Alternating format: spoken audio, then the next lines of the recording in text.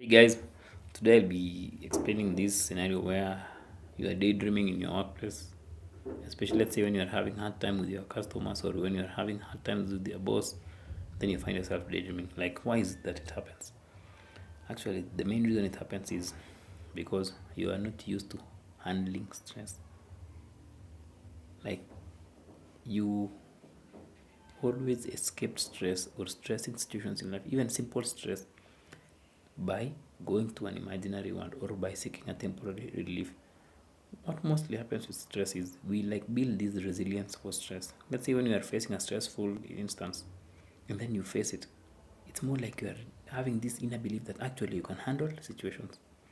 So now in your workplace, you because now when you really avoid stress so much, you develop this belief that you are unable to deal with stress.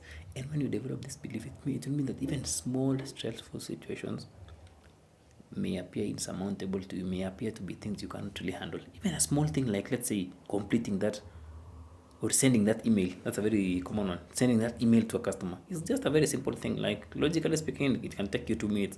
But because you're not used to doing these things, it may seem so insurmountable because you don't really believe in yourself.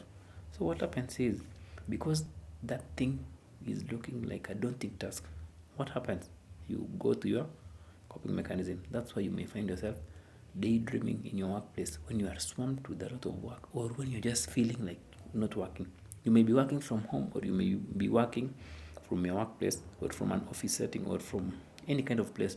But as long as you not really build this resilience towards handling stress or this capacity to handle stress, you will always fall back to your coping mechanism, because other people's coping mechanism may be smoking at their lunch or during their lunch break or having a shot of whiskey, because that's the way they cope with daily stressors. Because yes, a day is full of small stressors, but when you're not used to handling them, you'll always look for a way to cope with them. That's why small daily stressors like customers not happy with your product or your boss screaming at you can lead you to going to this imaginary world, or you immersing yourself to that imaginary world so as to cope or so as to escape from the stress you are experiencing.